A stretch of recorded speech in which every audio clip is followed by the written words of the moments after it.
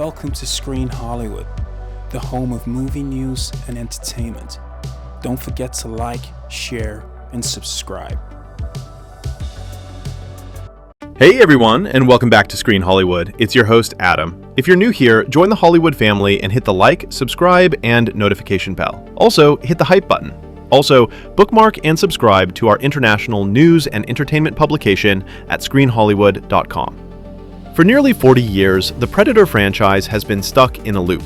A group of tough guys gets hunted by a technologically advanced alien, and most of them don't make it.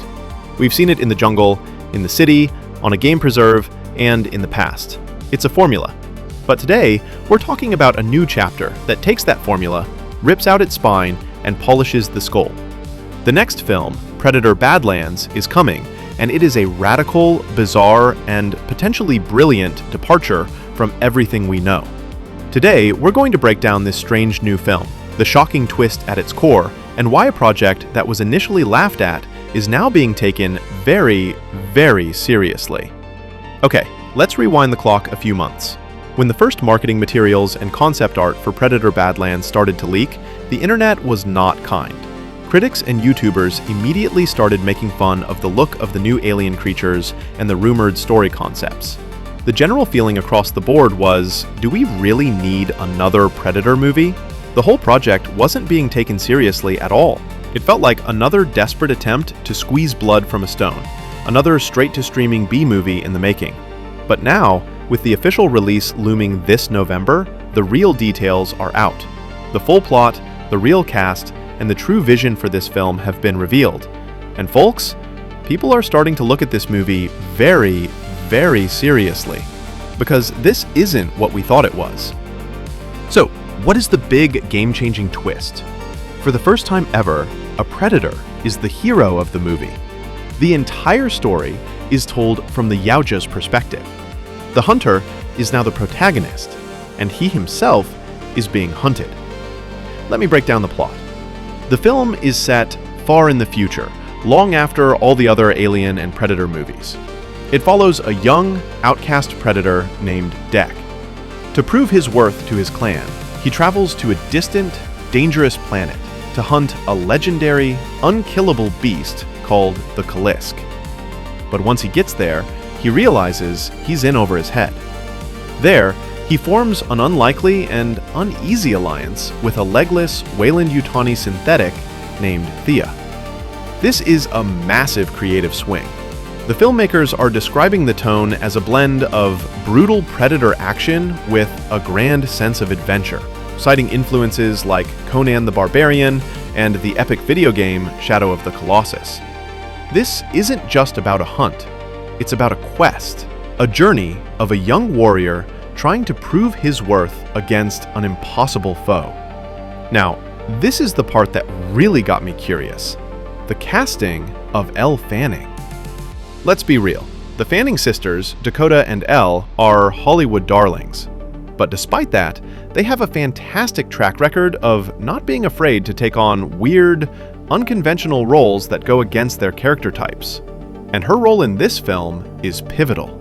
She's playing a dual role as both the allied synthetic, Thea, and an opposing synthetic, Tessa. From the looks of the trailer and the plot descriptions, she is essentially the only human-speaking lead character in the entire movie.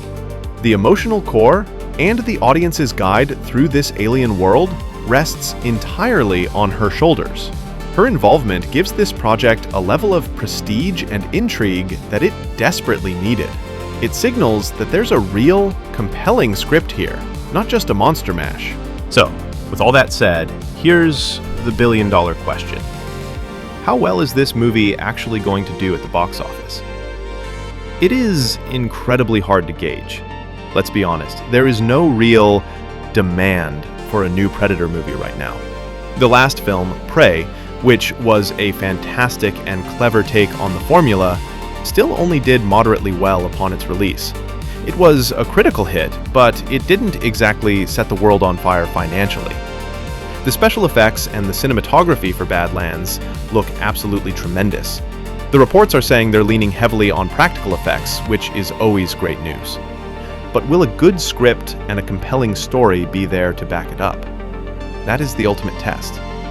Based on what I've seen and the insider information we've been getting, I suspect this film will perform averagely at the box office. I think it's too weird, too niche for a massive mainstream breakout. However, I predict it will have massive success on streaming. This feels like the perfect, high-concept sci-fi adventure that people will discover and turn into a cult classic from their couch. I have to give them credit. After nearly 40 years, they are finally trying something radically new with this franchise. It is a huge risk, but it's an exciting one. A sci-fi adventure epic told from the perspective of a predator, starring one of the best young actresses in Hollywood. It's either going to be a brilliant, genre-bending masterpiece or a glorious, ambitious failure. Either way, I am here for it. So what do you think? Are you excited about this new direction? And do you think a predator can actually work as the hero of a movie? Let me know all your thoughts down in the comments below. As always, if you appreciate this kind of deep dive, first look analysis, hit that like button, subscribe to Screen Hollywood, and ring that notification bell. This has been Adam for Screen Hollywood. Thanks for watching.